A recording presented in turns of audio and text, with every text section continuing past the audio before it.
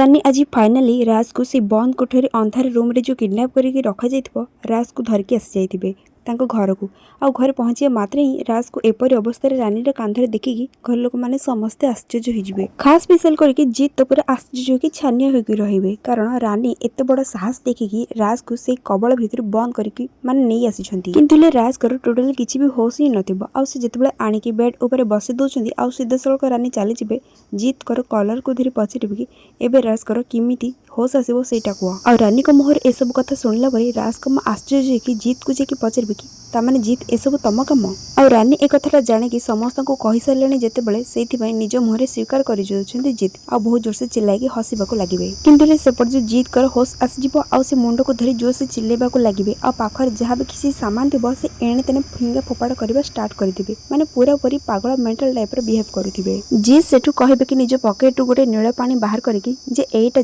पर्यंत राज को देह को न जाइछि से पर्यंत राज कर ए पागलामी देहर ओल्हेबनी से एमिति ही बिहेव करुथिबे आ सेठु समस्त आश्चर्य हेबाको लागिबे जीत कर एपरिया व्यवहार देखिकी किंतु ले रानी भाबुथिबे कि से नील पानी जीत का हाथरु केमिति छड़ी आनी कि राज को दे देबे बोली।